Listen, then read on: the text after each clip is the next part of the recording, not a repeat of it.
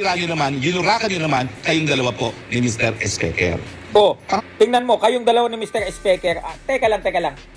If you are pertaining to the House Speaker, Honorable Martin Romualdez, bakit kailangan niya House Speaker? Di ba? Ina-address kayo ng maayos itong mga Marcos, itong si House Speaker Romualdez, pag nagsasalita tungkol sa mga Duterte, ina-address nila ng maayos, professional. Bakit kayong binababoy niyong pagtawag sa kanila? Huwag naman ganyan, no? Abogado ho kayo, Mr. Harry Roque. Di ba? So, lalong-lalo na alam naman natin na hindi magiging presidente yung esposo ko, hindi rin dahil kay VP Sara. Ayan na, sumbatan na.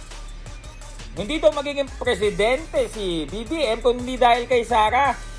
Come on now. Wag naman ganyan. Wag naman. Halal ng tao si BBM. Disrespect naman yan sa milyong-milyong Pilipino na bumoto sa kanya. Stop it, man. Ang cringe lang pakinggan. Defense mechanism yan at resulta ng kung ano mang nasabi sa kanyang asawa. Di ba? Hindi po yan out of nowhere ay nagsabi agad ng ganun si First Lady Lisa Marcos. Man, let us be fair.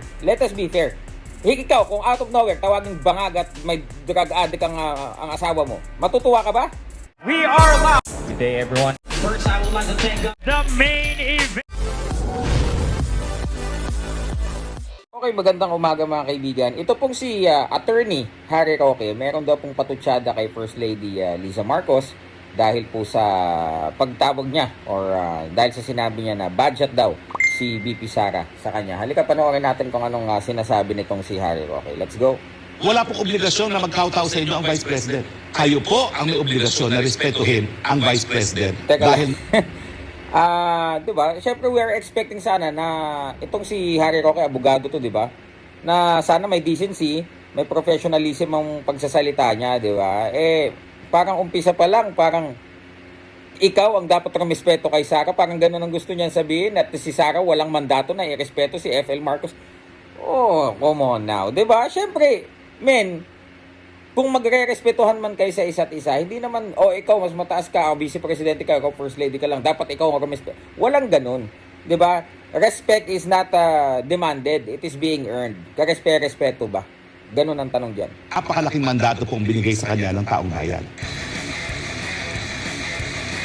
Ano ba naman to si Harry Roque? Bad shot siya sa akin. Yan po ang matapang na binitawang salita ni First Lady Liza Araneta Marcos laban kay VP Sara. Okay. At ang dahilan daw, pupunta sa rally, tatawagin ang presidenteng Okay. bangag at tatawa-tawa pa. Well, ako ang tatanungin kung ginawa yan sa kamag-anak ko, baka hindi lang yun ang nasabi ko eh. 'Di ba, lalo na sa asawa ko, baka hindi lang yun ang nasabi ko. Bad shot ka na sa akin. Bakit kayo umiiyak sa pagtawag ni FL Lisa Marcos na, bad shot yan sa akin, si Sara? Mas magaan yun kaysa sasabihan yung asawa mo na bangag, drug addict, di ba? Hindi nyo nga yung mga Duterte at yung mga kampo ng mga Duterte.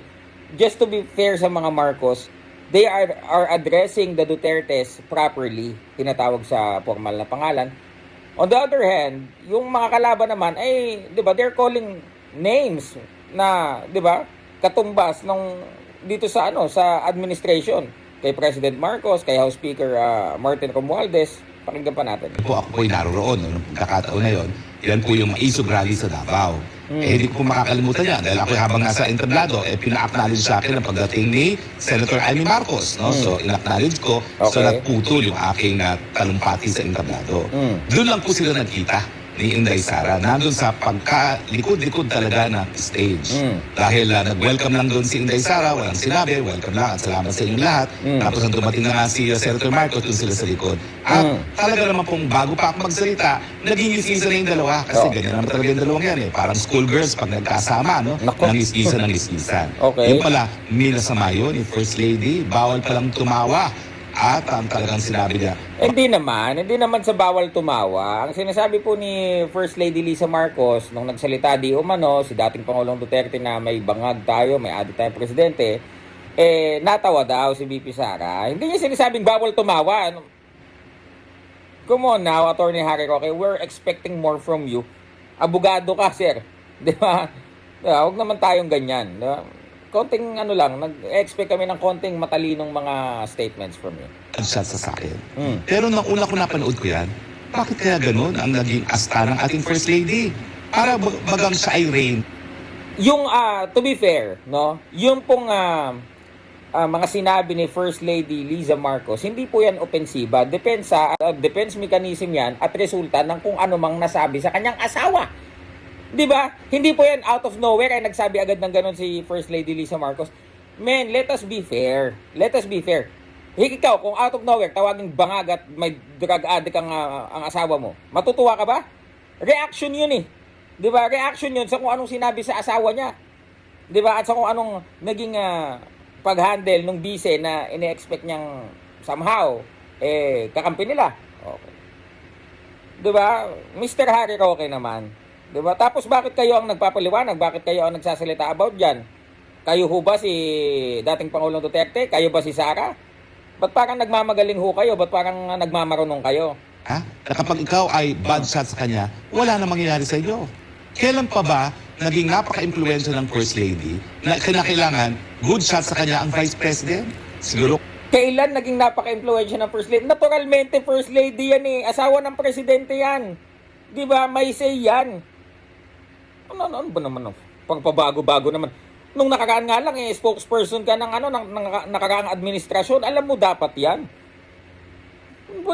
Parang pabago-bago to si Mr. Roque. kinakailangan paalalahanan ng ating First Lady, Ma'am, bawal po ang titulo ng royalty dito sa Pilipinas. Wala po tayong hari at reyna na talagang Bawal po ang titulo ng royalty. What?